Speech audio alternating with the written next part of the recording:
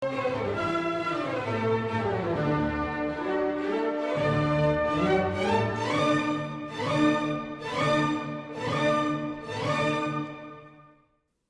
kita bersama-sama membaca kitab suci dari beberapa tempat.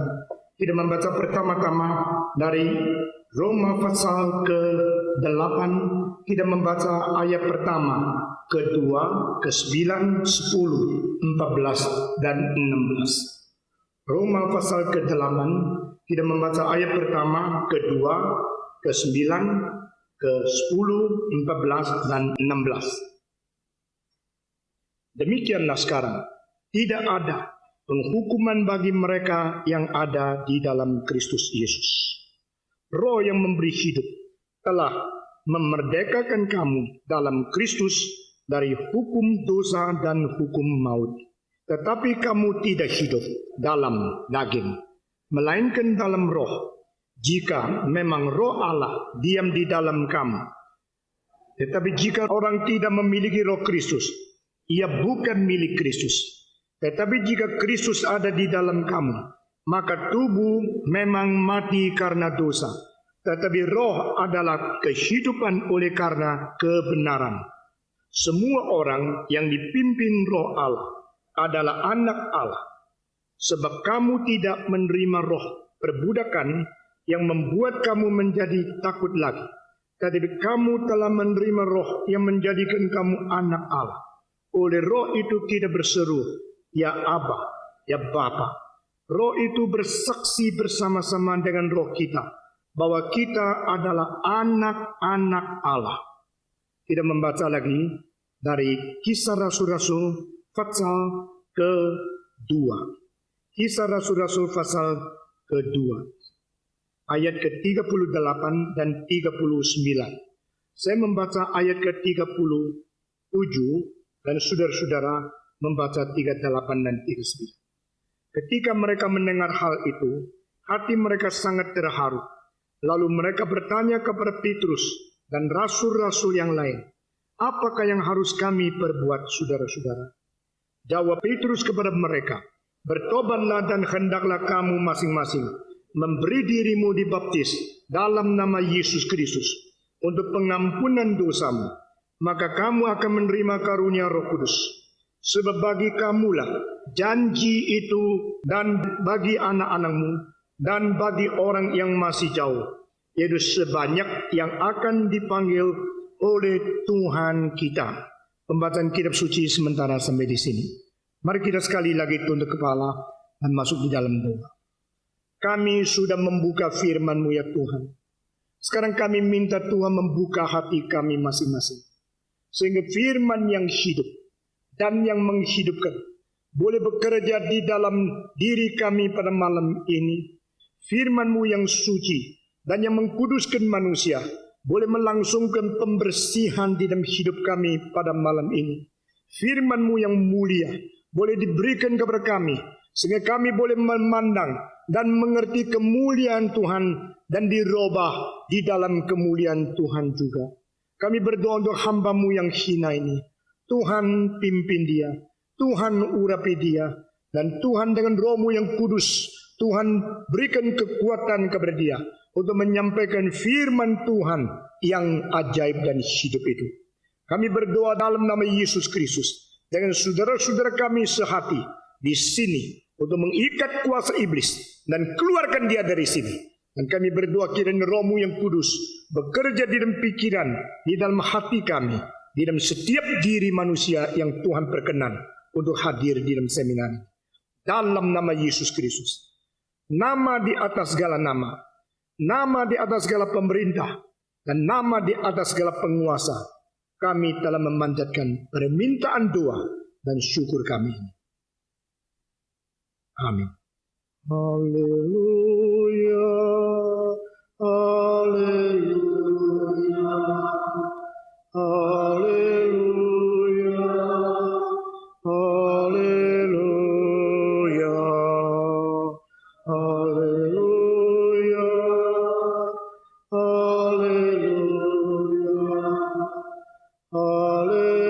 haleluya, haleluya.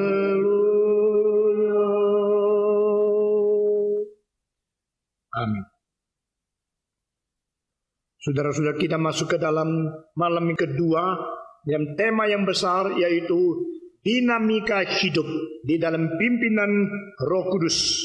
Kemarin telah kita membicarakan tentang roh itu diberikan oleh Tuhan untuk memimpin manusia, dan roh yang memimpin manusia, dia adalah roh yang memimpin anak-anak Allah. Karena semua orang yang dipimpin oleh Roh Kudus adalah anak-anak Allah.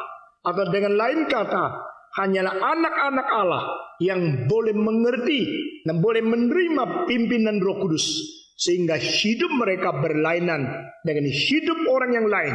Mereka mempunyai dinamika luar biasa karena roh yang hidup itu berada di dalam diri mereka. Saudara-saudara, bagaimana roh menjadikan kita dari status orang berdosa menjadi orang kudus? Roh Kudus mempunyai pekerjaan, yaitu untuk mengkuduskan manusia, mengeluarkan kita daripada lumpur dosa, membersihkan kita daripada cacat dosa, dan melepaskan kita daripada segala tuduhan, segala polusi, dan segala distorsi dosa di dalam hidup kita masing-masing. Saudara-saudara, Roh Kudus menurunkan firman dari surga ke dunia, dan Roh Kudus mencerahkan firman ke dalam hati kita manusia masing-masing. Lalu Roh Kudus memberikan hidup yang berada di dalam firman yang hidup itu untuk menjadikan kita yang tadinya mati di dalam dosa bangkit kembali mendapatkan hidup yang baru. Saudara-saudara, setelah dia mentaklukkan pikiran kita, setelah dia mentaklukkan akan emosi kita, setelah Roh Kudus mentaklukkan akan kemauan kita, maka dia mentaklukkan seluruh oknum kita, sehingga kita berada di bawah kuasa Tuhan sendiri.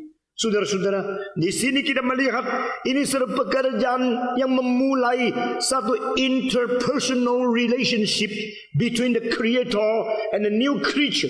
Saudara-saudara, satu relasi antar pribadi, di antara yang mencipta dan ciptaan baru. Kita semua merupakan ciptaan baru yang dikerjakan oleh Tuhan Allah di dalam Kristus. Ayat ini tercantum di dalam Efesus pasal 2 ayat ke-10. Siapakah orang Kristen? Orang Kristen adalah ciptaan baru. Orang Kristen adalah pekerjaan Allah yang diciptakan di dalam Kristus sampai kita mendapatkan hidup yang baru. Maka di dalam Efesus pasal 2 ayat pertama dan ayat kelima, Paulus berkata, dulu kita semua mati di dalam dosa, dan sekarang kita dibangkitkan kembali. Kami seperti engkau dulu juga berada di dalam dosa, mati di dalam dosa, dan sekarang kita dibangkitkan kembali. New life in Jesus Christ. And new life can be given only through the power of the Holy Spirit. Roh Kudus adalah roh yang memberikan hidup. Ini tercantum di dalam Roma pasal 8 ayat kedua. Roh yang memberikan hidup telah melepaskan manusia keluar dari hukum dosa dan hukum maut. Di sini istilah hukum berarti prinsip-prinsip dosa. Bukan berarti hukuman, tapi hukum the law and the principle of the bounding, the bondage of sin and death. Di mana prinsip dosa dan prinsip kematian yang mengikat dan membelenggu seseorang, maka orang itu berada di bawah sesuatu bayang-bayang kematian sampai Roh Kudus datang membangkitkan dia. Setelah Roh Kudus memberikan hidup kepada kita, maka Roh Kudus sendiri datang ke dalam hati kita dan tinggal di dalam diri kita. Dia tetap beserta dengan kita. Kalau kita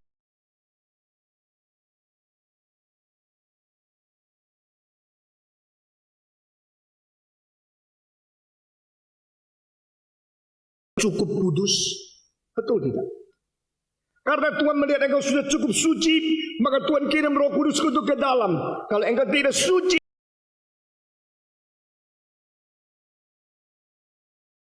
bukan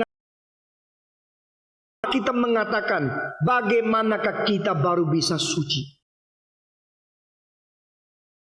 Syarat suci akibatkan Roh Tuhan mau masuk ke dalam diri saya. Saya mau tanya,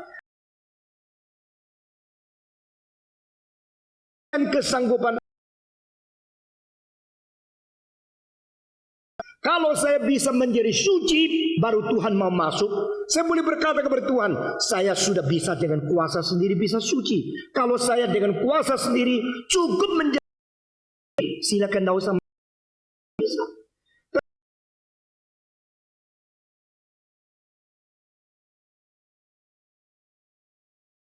Tuhan memilih engkau. Tuhan mengerjakan keselamatan dia di suci. Tanpa anugerah dari Tuhan, tidak ada kuasa penyucian di dalam diri. Keselamatan yang sudah direncanakan oleh Bapa, sudah digenapkan oleh siapkan.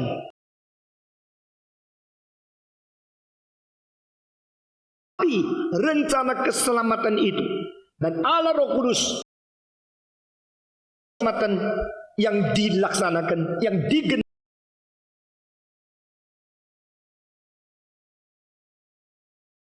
anugerah kepada manusia di dalam kegagalan.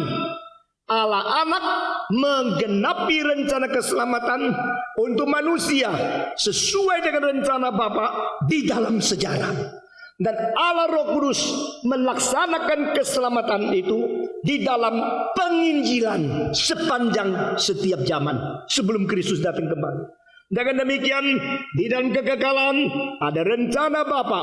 Di dalam sejarah ada momen-momen Kristus menggenapi keselamatan melalui inkarnasi.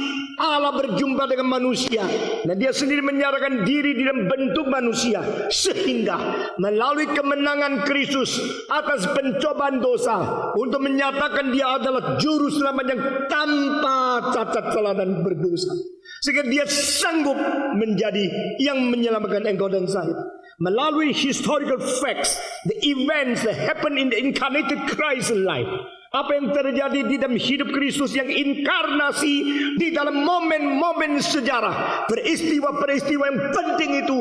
Yesus lahir, Yesus mengalahkan pencobaan, Yesus dipaku di atas kayu salib, Yesus bangkit daripada kematian, dan Yesus naik ke surga. Peristiwa-peristiwa event-event ini menjadikan kekristenan sesuatu rencana yang digenapkan di dalam waktu. Saudara-saudara, the eternal planning of God have been accomplished in time. What have been planned in eternity have been finished and completed in history. Bapa berencanakan, Anak menggenapi. Setelah Anak menggenapi, Anak kembali kepada Bapa, lalu kirim turun Roh Kudus untuk melaksanakan keselamatan itu di dalam penginjilan. Saudara-saudara, lalu Roh Kudus ini bukan hanya melaksanakan sesuatu lalu dia pergi. Setelah dia melaksanakan satu, dia follow up. Nah, ini pekerjaan yang menjadi contoh bagi kita yang senantiasa kita tidak sampai mungkin mengerjakan seperti itu. Roh Kudus melahirkan kembali satu orang. Roh Kudus yang melahirkan orang itu langsung masuk ke dalam orang itu untuk menjadi meterai, untuk mendampingi, untuk hidup berada di dalam dia sampai selama-lamanya. Tidak ada agama seperti ini. Tidak ada ajaran filsafat seperti ini. Inilah cinta kasih Allah. Di luar Kristus, di luar kitab suci, tidak ada pengalaman yang mungkin terjadi seperti ini. Roh Kudus memperanakan seseorang, Roh Kudus masuk. Dan siapakah yang menerima Roh Kudus di dalamnya? Dengan sendirinya kalimat tadi, Roh Kudus memperanakan seseorang, lalu Roh Kudus masuk ke dalam hati orang itu. Berarti Roh Kudus berada di dalam anak-anak Tuhan yang sungguh-sungguh dilahir kembali. Dan Roh Kudus betul-betul mendampingi orang-orang yang sungguh-sungguh diselamatkan dan mendapatkan hidup yang baru. Itu sebab kita mau membaca beberapa tempat yang penting di Alkitab mengenai siapakah yang menerima Roh Kudus. Saudara-saudara, sudah beberapa puluh tahun kita mendengarkan kalimat-kalimat yang menerima Roh Kudus adalah orang yang cukup suci baru terima. Ada orang yang bisa berdoa begini menyatakan dia berRoh Kudus. Mari kita kembali kepada Alkitab. Roh Kudus pertama diberikan kepada orang yang taat kepada saksi Injil. Saudara-saudara, ini tercantum di Kisah Rasul-Rasul pasal 5 ayat ke-31 dan 32. Kita akan membaca bersama-sama Kitab Kisah Para Rasul pasal ke-5 ayat 31 dan 32. Di sini dikatakan demikian, bahwa dialah yang telah ditinggikan oleh Allah sendiri, dengan tangan kanannya menjadi pemimpin dan juru selamat, supaya Israel dapat bertobat dan menerima pengampunan dosa. Nah, di sini dikatakan Kristus yang mati sudah dibangkitkan dan diangkat tinggi oleh Allah, sehingga dia menjadi pemimpin dan juru selamat. Setelah Kristus naik ke atas, maka turunlah dua hal, pertobatan dan pengampunan dosa kepada Israel, yaitu anak-anak. Pengampunan dosa dan pertobatan itu baru dikaruniakan kepada manusia setelah Kristus naik ke surga.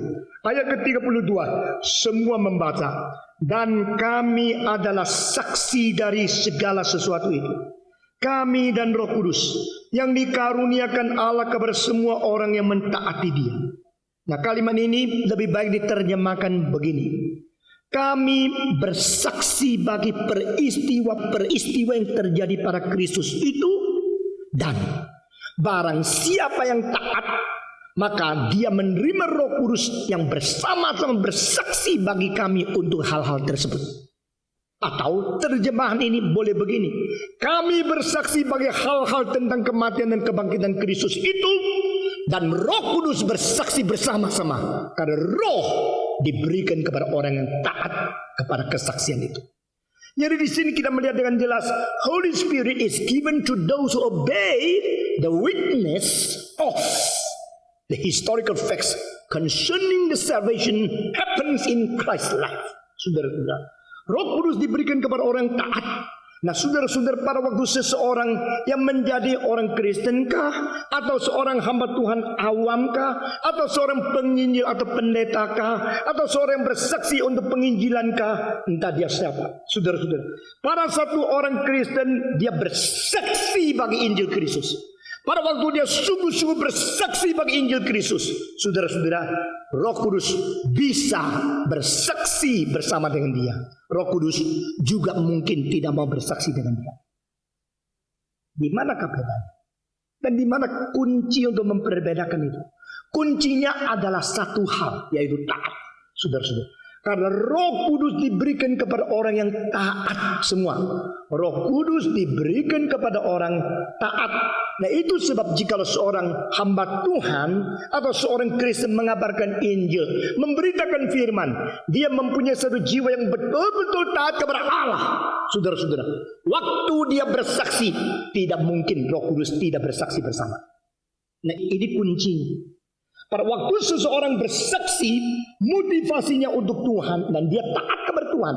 Kalau dia betul-betul taat kepada Tuhan, Roh akan bersaksi bersama. Karena apa? Roh Allah ada roh yang diberikan kepada orang yang taat. Nah, sini menjadi satu jaminan untuk pekerjaan yang akan diberkati oleh Tuhan. Saudara-saudara, kita yang melayani Tuhan paling cilaka, kita sendiri ngotot-ngotot bekerja, tapi Tuhan tidak menyertai. Saudara-saudara, kalau Tuhan tidak menyertai, pendeta yang paling besar pun menjadi kosong. Kalau Tuhan menyertai, anak kecil pun akan diurapi dengan kuasa yang besar. Amin. Jangan bangga karena titel. Jangan bangga karena pengalaman. Jangan bangga karena engkau mempunyai karunia yang besar dari Tuhan. Tetapi harus engkau betul-betul di hadapan Tuhan mengkoreksi diri, introspeksi diri. Apa saya jujur dan taat kepada Tuhan? Waktu saya menyatakan kesaksian, pada waktu saya betul-betul bersaksi kepada Tuhan, saya bersaksi dengan taat pimpinan Tuhan tidak? Kalau orang yang bersaksi betul-betul taat kepada Roh Kudus, tak mungkin Roh Kudus membiarkan dia bersaksi sendiri. Saudara-saudara, jikalau dia bersaksi dan sungguh-sungguh taat kepada Tuhan, tak mungkin Roh Kudus tidak bekerja. Karena ini menjadi tugasnya Roh Kudus. Holy Spirit is given to those who obey God. When you truly obey Him, when you truly pure-hearted to serve Him, Holy Spirit is with you. Puji Tuhan. Saudara. Tapi ayat ini mempunyai sesuatu aspek yang lain. Petrus di sini berkata, kami bersaksi untuk hal-hal tersebut. Apakah tersebut? Yaitu ayat-ayat sebelum ayat ke-31 dan 32. Dia sudah menceritakan tentang Kristus mati di atas kayu salib, Kristus mencurahkan darah dan menebus orang berdosa, dan Kristus akhirnya bangkit pula dari antara orang mati. Kami ini saksinya. Jadi apa yang disaksikan oleh Petrus dan rasul-rasul pada waktu itu adalah mereka bersaksi tentang Kristus yang mati di Yerusalem dan bangkit pula. Pada waktu mereka bersaksi tentang Kristus yang mati dan bangkit, saudara-saudara, ketaatan mereka mengakibatkan Roh Kudus bekerja dengan saksi itu, sehingga orang yang mendengarkan kesaksian bukan hanya melihat hamba Tuhan berdiri di situ sepanjang kala. Mereka melihat hamba Tuhan itu diberkati dengan Roh Kudus, diurapi dengan Roh Kudus, disertai dengan Roh Kudus, dan Roh Kudus bersaksi bersama. Ini adalah saksi double. Saudara-saudara, saksi double itu kuat sekali. Apalagi yang bersaksi bersama adalah Allah, bukan manusia. Siapakah kita? Kita orang yang lemah. Tapi kalau kita yang lemah didampingi dan disertai dengan kuasa Allah itu, tidak ada orang bisa melawan. Mereka bisa membenci, mereka bisa mengiri, mereka bisa berusaha menggeser, tapi mereka tidak bisa melawan, karena kesaksian itu disertai oleh Roh Kudus. Nah, aspek yang kedua yaitu yang mendengar, setelah mendengarkan kesaksian demikian, mereka harus bereaksi kepada Tuhan. Nah, saudara perhatikan kalimat di bawah ini. Pada waktu anugerah Tuhan dan firman itu diberikan kepada seseorang, Tuhan menuntut orang yang menerima anugerah dan yang menerima firman harus berespons kepada Tuhan. Saudara-saudara, sehingga engkau yang sudah dengar firman Tuhan, apakah responsmu? Itu penting.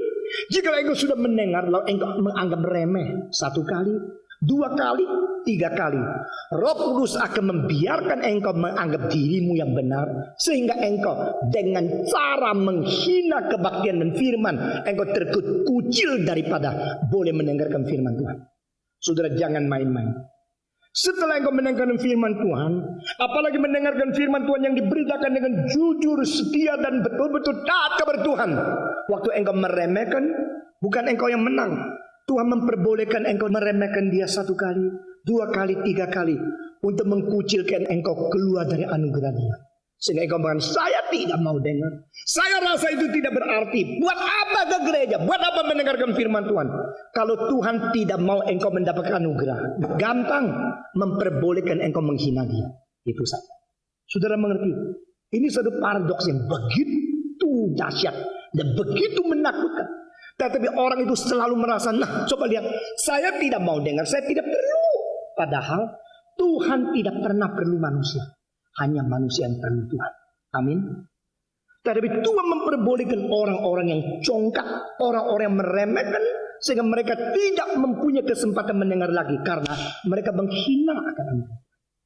Jadi waktu kita menerima anugerah, waktu kita menerima satu berkat atau firman Tuhan, jangan sembarangan apakah yang kita respons di hadapan Allah, Raja di atas segala.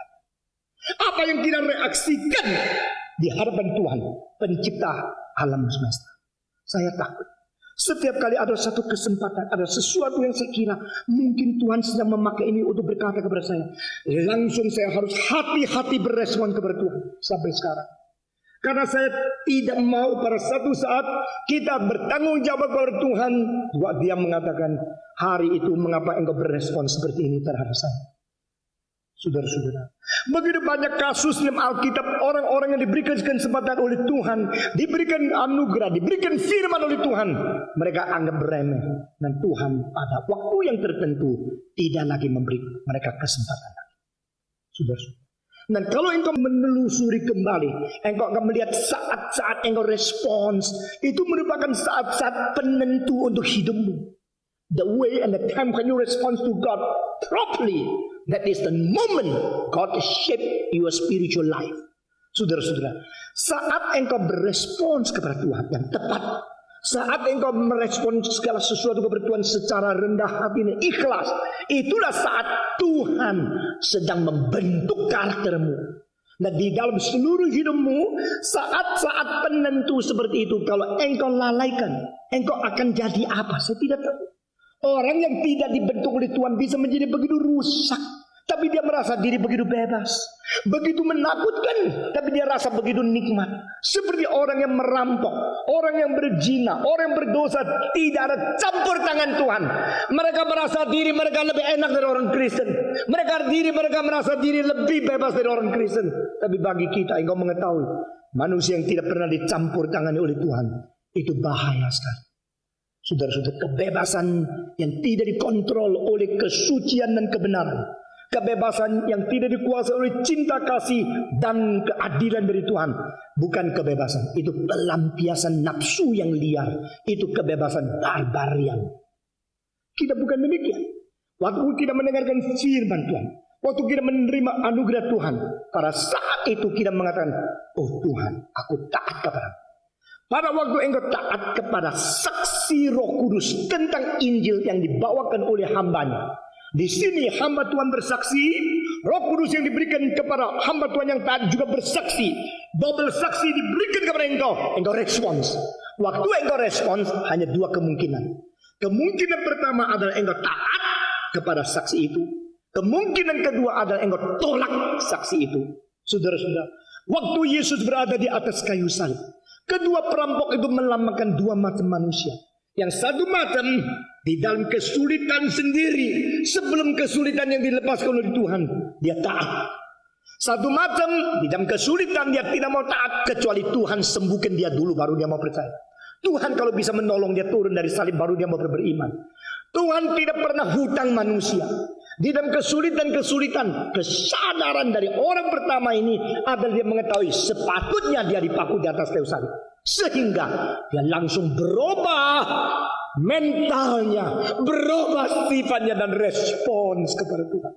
Begitu dia respons, saat itu dia dibentuk dan diselamatkan. Saudara-saudara, Roh Kudus diberikan kepada siapa?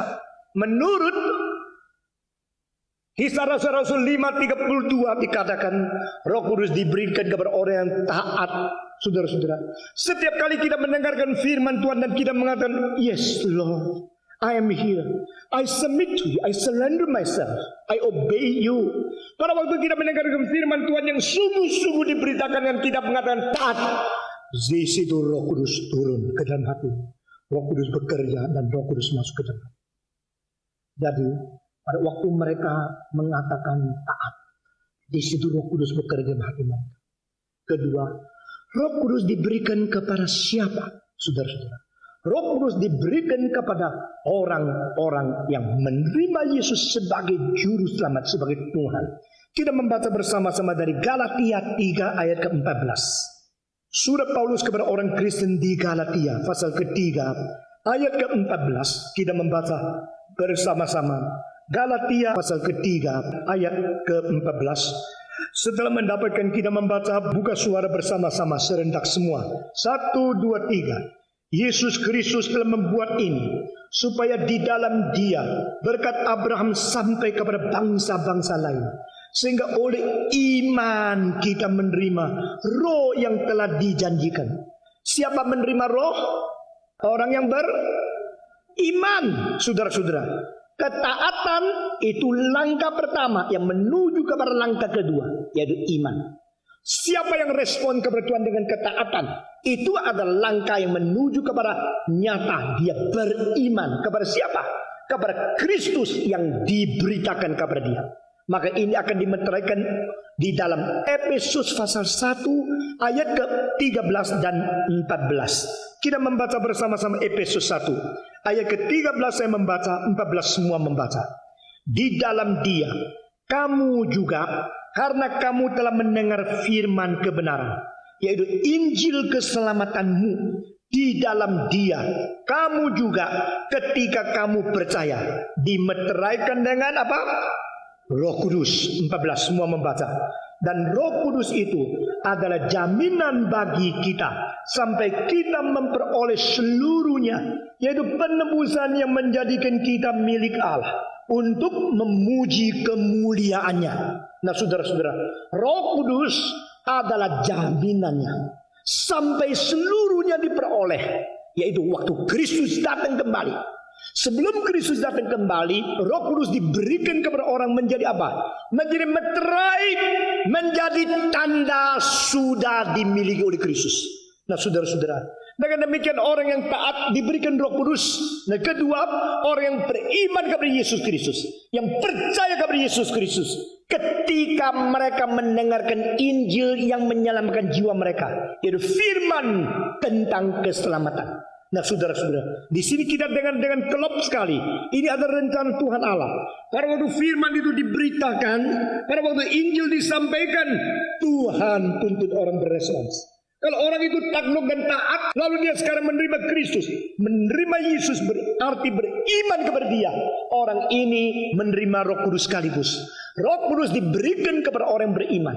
Dan orang bisa beriman sebenarnya adalah karena Roh Kudus sudah bekerja. Selesai pekerjaan itu tuntas, dia akhirnya takluk dan beriman kepada Yesus Kristus. Orang yang beriman, Roh Kudus masuk, meterai, dan menjadi jaminan. Istilah jaminan ini sama seperti istilah lauhwa yang dipakai di Hong Kong. Ada istilah down payment yang dipakai di orang-orang Amerika. Atau first cost yang dipakai oleh orang Belanda. Atau uang muka yang dikenal oleh orang di Indonesia. Saudara-saudara, uang muka itu sudah diberikan, tanda tangan sudah jadi, berarti pemilikan itu sudah pindah pemilik. Saudara-saudara, artinya adalah pada waktu seseorang berdosa mendengar Injil dan taat serta menerima Yesus Kristus, beriman kepada Dia, saat itu Roh Kudus diberikan kepada dia menjadi uang muka, menjadi down payment, menjadi sesuatu first cost, menjadi satu jaminan meterai untuk selama-lamanya. Saudara-saudara sekalian, Roh Kudus diberikan kepada siapa? Diberikan kepada orang taat kepada Injil. Roh Kudus diberikan kepada siapa? Kepada orang yang beriman kepada Yesus Kristus. Roh Kudus diberikan kepada siapa? Tempat yang ketiga yang begitu jelas di dalam Alkitab, yaitu di dalam Kisah Rasul-Rasul pasal kedua ayat ke-38 dan 39 yang baru kita baca sebelum kita ceramah. Saudara-saudara, di dalam ayat itu mereka berkata, apa yang harus kami berbuat? Petrus berkata, bertobatlah dan menerima baptisan dalam nama Yesus Kristus supaya dosamu diampuni, engkau akan menerima roh yang dijanjikan. Istilah di dalam terjemahan Indonesia bahasa yang baru ini ada menerima anugerah Roh Kudus atau menerima karunia Roh Kudus. Sebenarnya yang betul, yang tepat adalah menerima roh yang dikaruniakan menurut janji. You are going to receive the Spirit which have been promised as a gift to you. Saudara-saudara, kamu akan menerima Roh Kudus yang dikaruniakan itu menurut janji yang sudah diberikan oleh Tuhan. Sehingga apa yang terjadi di dalam seluruh perjanjian lama itu merupakan satu bayang-bayang tentang apa yang akan terjadi di dalam perjanjian baru. Kalau bayang-bayang itu adalah menunjukkan sesuatu, maka kita mengetahui yang menjadi sesungguhnya bukan bayang-bayang tetapi realitanya. Bayang-bayang itu hanya satu ekstensi yang menyatakan bentuk mirip dengan realita. Tetapi realita ini adalah induk di mana bayang-bayang itu berasal. Saudara-saudara, saya berada di sini, lampu berada di sana, maka bayang-bayang saya ada di belakang. Bayang-bayang itu satu extension of the reality. Sesuatu kemiripan, something like the likeness of the original reality. I'm that reality. And the extension of the reality is only the image and the shadow there. Saudara-saudara, perjanjian lama hanyalah bayang-bayang yang akan datang untuk menunjukkan realita yang sesungguhnya tiba, yaitu perjanjian baru. Dan di dalam Roh Kudus, di dalam ajaran Roh Kudus, kita melihat seluruh perjanjian lama adalah tempat perjanjian di mana Tuhan Allah menjanjikan akan turunkan roh yang suci kepada manusia. Dan hari penggenapannya adalah hari Pentakosta. Roh yang dijanjikan sungguh-sungguh datang. Puji Tuhan. Kita mendapatkan kesimpulan siapa yang menerima Roh Kudus. Jangan dikaget-kagetkan dan jangan dibingungkan oleh gereja atau pemimpin-pemimpin yang mengatakan kalau engkau tidak bisa berdoa begini, engkau tidak Roh Kudus. Kalau menerima Roh Kudus mesti tunduk kepala, lalu dia yang tunggang tangan baru engkau mempunyai Roh Kudus. Saudara-saudara, tidak pernah perlu engkau dibingungkan seperti itu. Saudara-saudara, jikalau pasal 8 perlu dikirim lagi Petrus sama Yohanes, sehingga tumpang tangan atas mereka menerima Roh Kudus. Jika pasal 9 sesudah Apollo mandi tidak cukup, perlu lagi Paulus pergi untuk tumpang tangan mereka menerima Roh Kudus.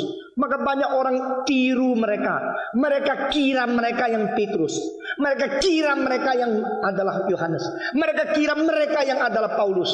Padahal mereka mungkin bukan Petrus, bukan Paulus, mungkin lebih mirip Yudas.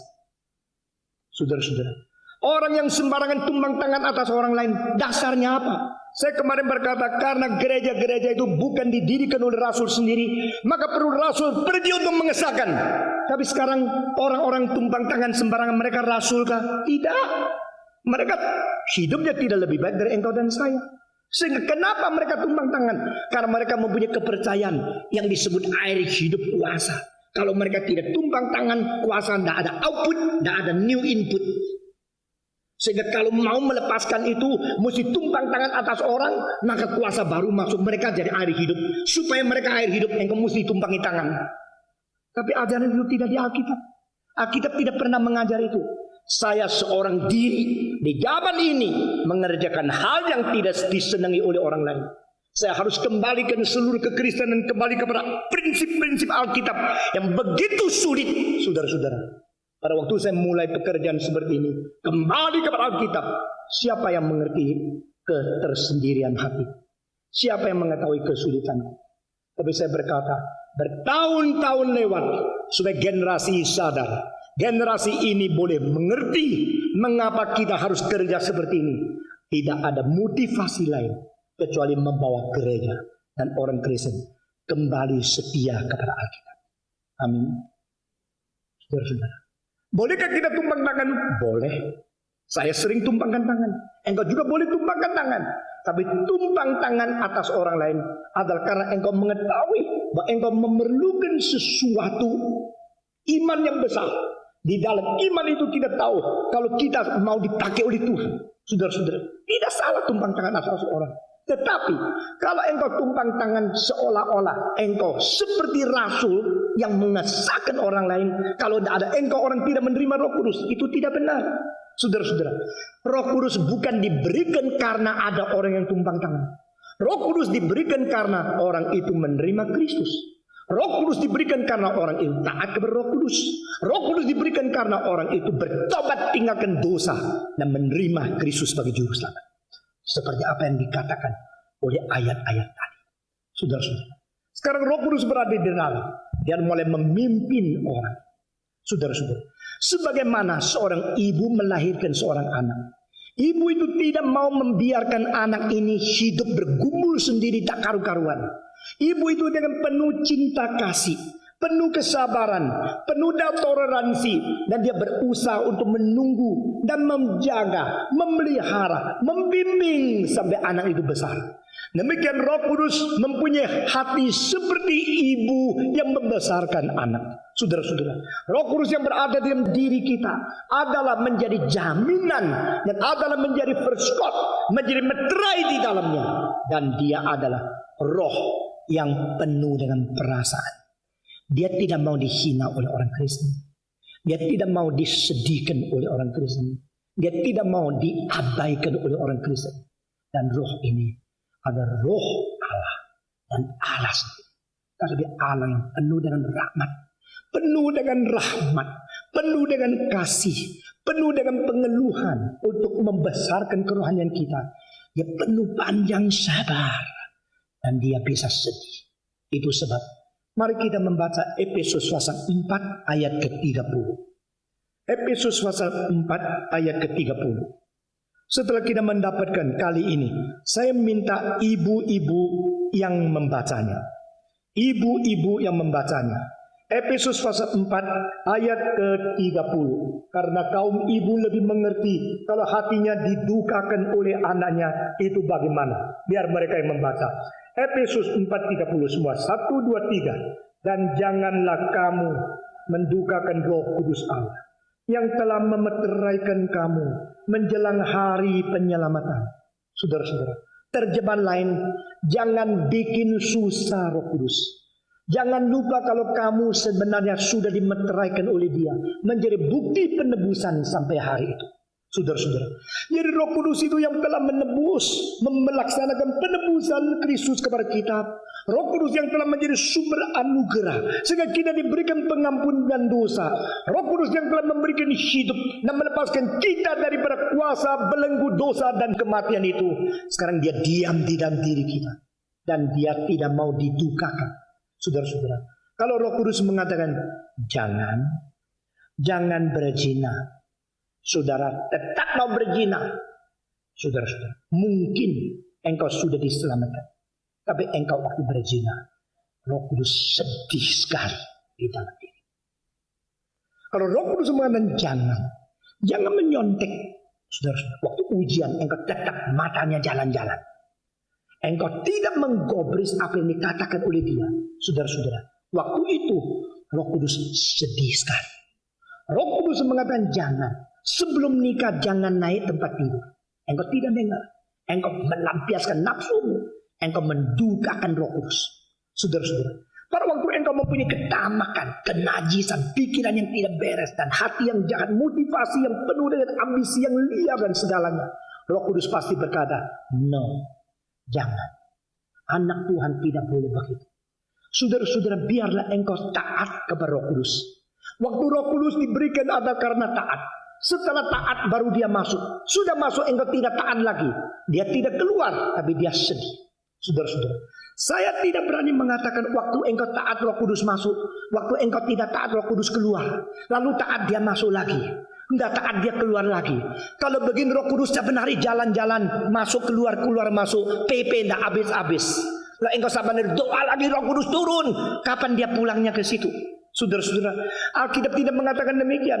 Bagi orang-orang yang belum diselamatkan sungguh-sungguh, if you are not truly regenerated or saved by the grace of God in Jesus Christ, Roh Kudus tidak berada di dalam. Dia hanya bekerja di luar, menggerakkan engkau, menarik engkau, mencerahkan.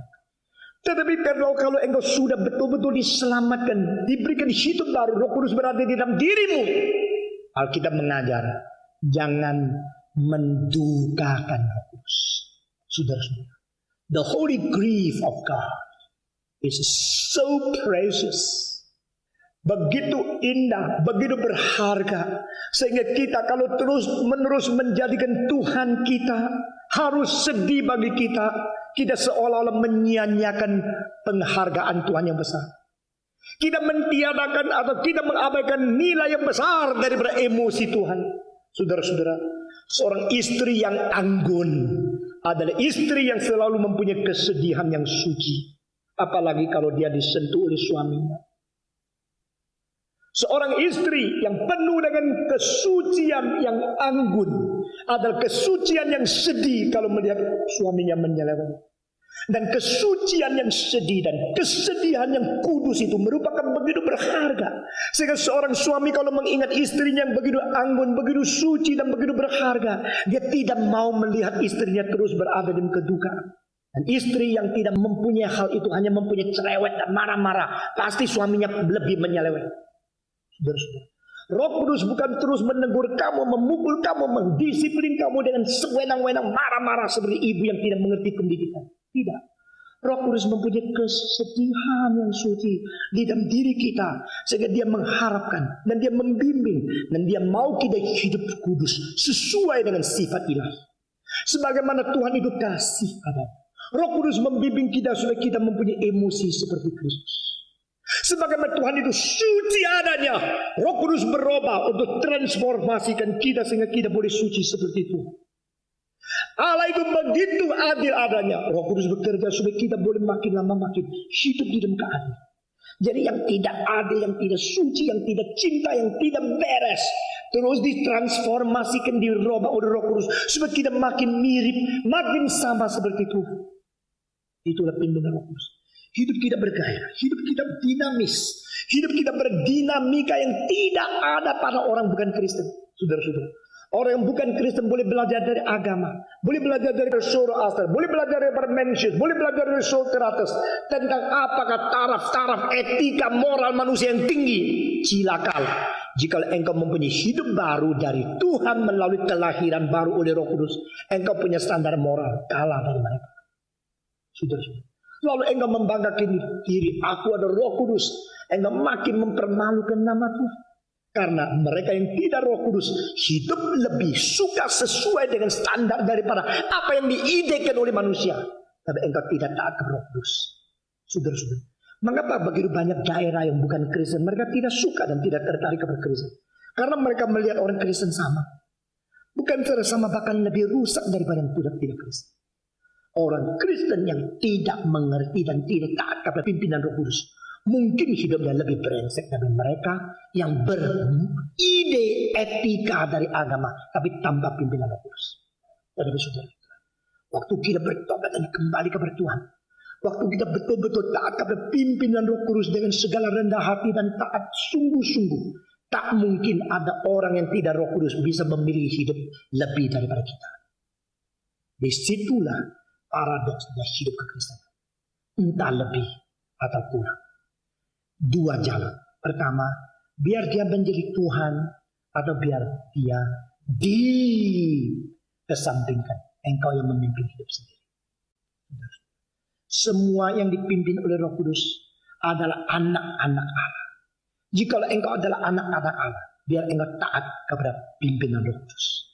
Mau atau tidak, saudara jawab di hadapan Tuhan. Setelah engkau mendengar firman dan menerima anugerah, respon kepada Tuhan Allah. Saudara-saudara sekalian, sekarang kita mau tanya, Tuhan dengan Roh Kudus yang diam di dalam diri kita, sekarang dia menyertai kita. Siapakah dia? Saudara-saudara jangan lupa, dia adalah Parakletos.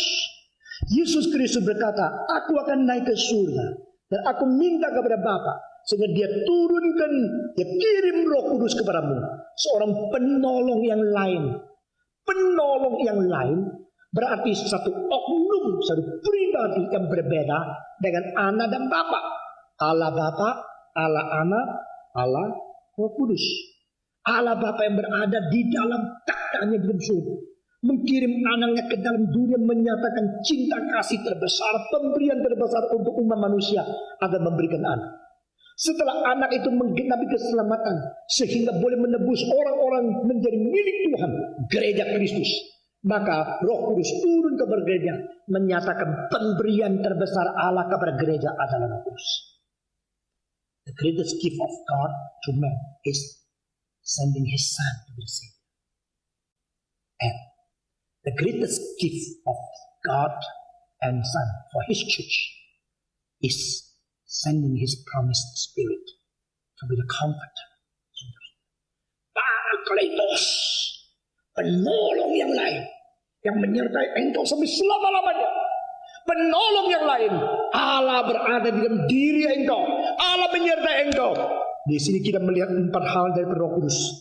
Pertama, dia berada di dalam dan menyertai kita selama-lamanya.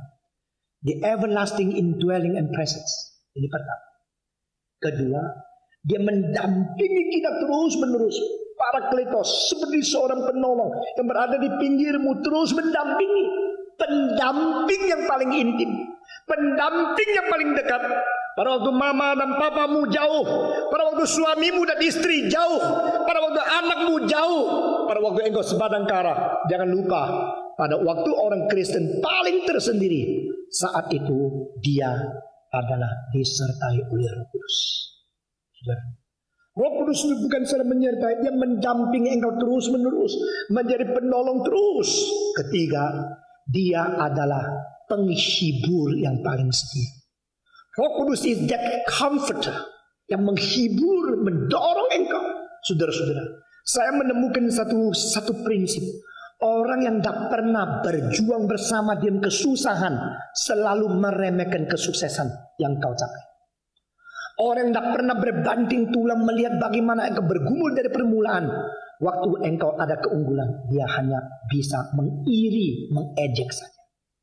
Tetapi orang yang dari permulaan tahu seperjuang dengan engkau sulitnya, sama-sama berkeringat, sama-sama susah, sama-sama pacul, sama-sama mempersiapkan segala sesuatu. Waktu sama-sama melihat engkau sukses, dia ikut senang dengan kamu. Saudara, di dalam dunia ini ada semacam orang yang bisa sama-sama susah, tapi pada waktu sudah mewah, satu meninggalkan yang lain.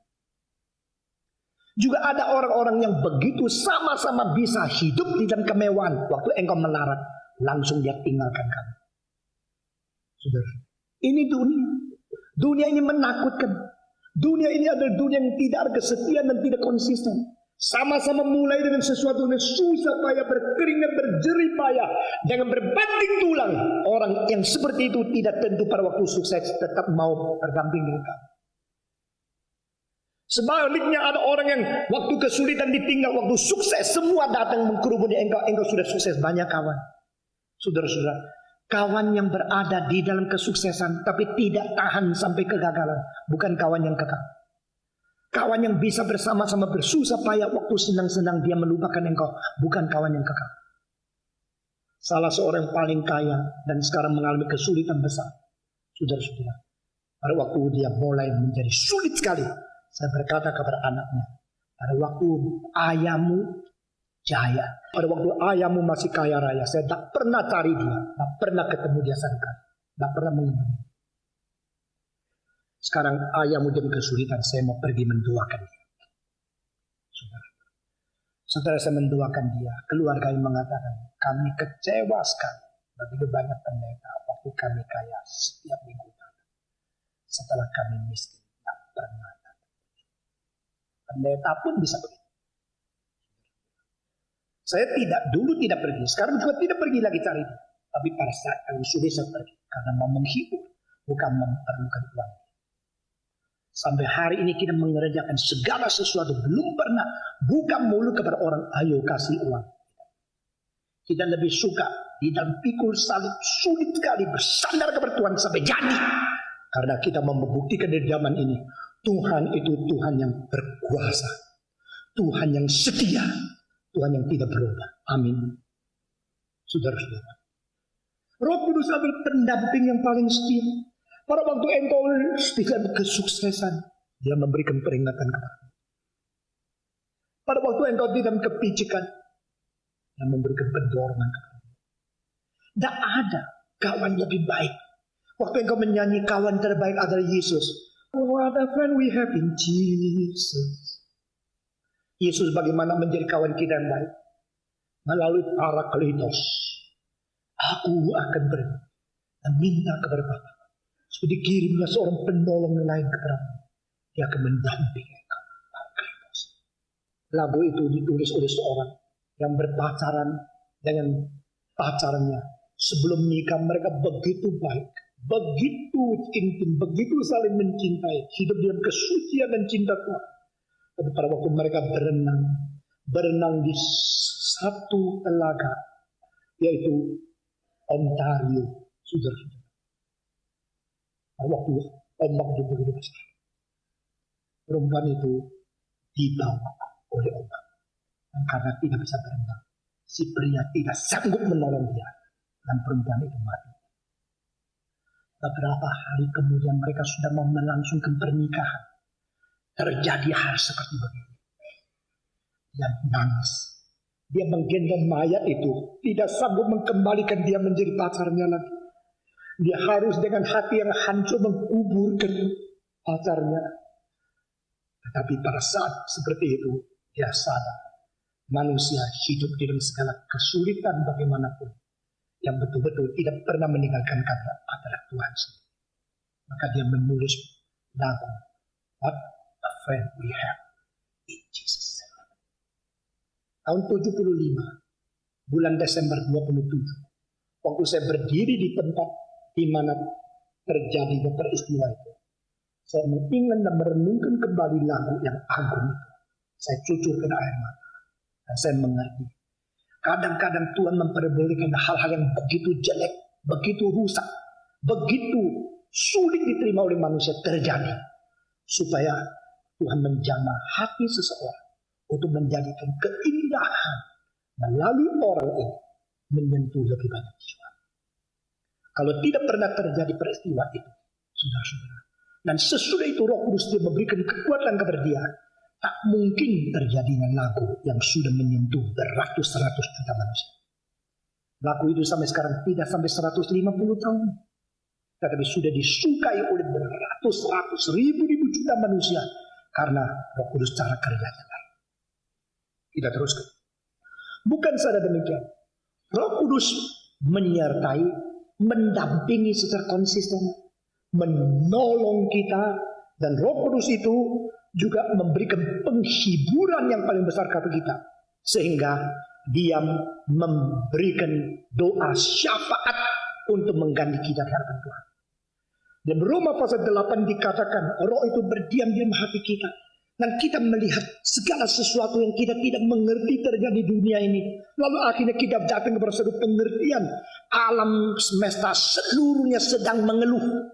Saudara-saudara, alam semesta seluruhnya sedang mengeluh. Ini adalah satu interpretasi yang paling original untuk mengerti kosmologi. Saudara-saudara, sebelum Paulus menulis pasal ke-8 untuk memberikan interpretasi kosmologi seperti ini, tidak pernah ada orang pernah mempunyai pengertian seperti itu. Tapi Paulus mengatakan, waktu dia melihat segala sesuatu sedang berada di bawah pengeluhan, saudara-saudara, anak kecil ingin menjadi orang dewasa, karena orang dewasa begitu kuat tidak perlu nangis. Waktu kecil itu perlu nangis terus. Tapi saudara-saudara, orang dewasa bukan tidak perlu nangis, sungkan nangis. Saudara-saudara, jangan kira orang dewasa tidak ada kesulitan. Jangan kira orang tua tidak ada kesulitan. Masing-masing mempunyai pengeluhan sedalam-dalam yang suka ngomongkan sama orang.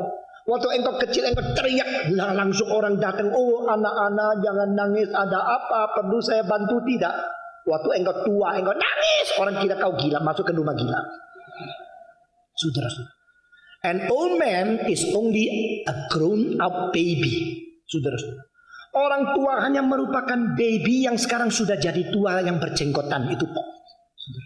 Setiap orang mempunyai pengeluhan dan seluruh dunia ini berkeluh kesah. Ini interpretasi kosmologi yang luar biasa, saudara-saudara. Untuk apa? Menunggu hari penebusan. Kapan sih? Kapan sih? Waktu kita muda, kita mengharapkan satu hari kita lepas, kita bebas, kita mencapai satu keunggulan, kita dewasa. Tapi pada waktu tua baru kita tahu apa yang kita mimpikan, semua itu kosong, saudara-saudara. Waktu kita tua, kita mengatakan apa yang kita harapkan begitu banyak kosong. Tetapi orang yang merasakan kekosongan itu akan menjadi tetap mempunyai pengharapan jika Tuhan yang mengambil alih dan isi hatinya. Saudara, manusia yang hidupnya tidak dipimpin oleh Roh Kudus tak mungkin berdinamika. Orang mempunyai pencapaian keunggulan berapa besar kalau tidak kaitkan interpersonal relationship vertically between the creator and the new creature, kalau tidak ada kaitan antara pribadi Allah pencipta dan ciptaan baru ini dengan kuasa Roh Kudus yang mempersatukan, tak mungkin dia mempunyai dinamika hidup. Roh Kudus memimpin, menolong, dan Alkitab mengatakan Roh Kudus dengan keluh kesah yang tidak terkatakan mendoakan bagi kita. Setelah kita melihat kita penuh dengan keluhan, lalu kita melihat seluruh dia di dalam keluhan, akhirnya dikatakan Roh Kudus juga berkeluh kesah bagi kita, mendoakan kita. Nah, orang-orang selalu mau mentafsirkan keluh kesah Roh Kudus dengan kekataan yang tidak terkatakan itu, dikaitkan dengan doa glosolalia. Saya berkata kepada saudara, jangan untuk mau menegakkan apa yang kau kira itulah doktrin yang paling benar, lalu pakai Alkitab sembarangan. Tidak. Itu merupakan satu ayat yang agung, di mana Roh Kudus itu dengan mengkoreksi doa kita yang kurang benar, sehingga dijadikan benar, lalu dinormalisasikan supaya bisa diterima oleh Allah. Doa kita ada doa yang sering tidak benar, doa terlalu egosentris, doa terlalu mementingkan diri, doa terlalu hanya mementingkan akan faedah dan profit diri sendiri saja. Kalau saudara dengan doa-doa yang disampaikan kepada Tuhan Allah semua dicatat, direkam, lalu ditranskrip, lalu dianalisa, baru tahu engkau berapa self-centered. Saudara tidak mencari kerajaan Allah, tidak mencari kebenaran Allah, engkau cuma cari untungnya sendiri, pingannya sendiri, hokinya sendiri, kayanya sendiri, untungnya sendiri. nasibnya sendiri, supaya engkau seluruhnya dilindungi oleh Tuhan. Orang lain bagaimana engkau tidak pernah tahu. Engkau jarang mendoakan orang miskin, jarang mendoakan pemerintah supaya mereka lebih adil. Engkau jarang mendoakan akan masyarakat supaya lebih baik. Jarang mendoakan orang jahat, jarang mendoakan orang yang suka mencuri atau perampok, jarang mendoakan orang pelacur. Engkau cuma doakan keluargamu, papamu, anakmu, cucumu, cicitmu. Saudara-saudara, doa kita menjadi tempat untuk menyatakan keegoisan kita. Doa kita menjadi menyatakan sesudah hal kita tidak malu minta-minta sebagai pengemis di hadapan Tuhan Allah. Doa kita, doa begitu mengejikan, membencikan Tuhan Allah. Dari saudara-saudara, Roh Kudus Parakletos dengan keluh kesah yang tidak terkatakan untuk menolong kita bagaimana berdoa supaya sesuai dengan kehendak Tuhan. Tak usah dikaitkan dengan doa berkeluh kesah. Roh Kudus sendiri memimpin mengkoreksi doa kita. Doa kita itu selalu salah. Kalau Tuhan mau dengar doa kita, semua yang kita minta dikabulkan, cilaka kamu. Saudara-saudara, ada orang waktu patah hati minta mati. Kalau Tuhan sudah kasih mati, separuh dia minta bangkit, repot. Betul repot. Begitu banyak doa kita tidak karu-karuan, doa kita tidak beres. Besok tidak percaya ke surga, lihat kembali semua recording. Doamu yang direkam sampai pitanya 500 jam. Coba lihat, itu sampah yang banyak di dalam doamu. Yesus bilang, carilah kerajaan Allah, carilah kebenaran Allah. Engkau tidak mau. Kebaktian doa yang paling banyak orang adalah kebaktian doa orang mementingkan dia. Kebaktian doa untuk penginjilan sedunia sedikit sekali. Karena apa? Penginjilan dunia apa hubungan sama saya? Saya pentingkan saya. Tidak pentingkan penginjilan dunia. Itu yang diinginkan Tuhan kau kerjakan. Engkau tidak peduli. Yang kau mau coba Tuhan kerjakan untuk kamu.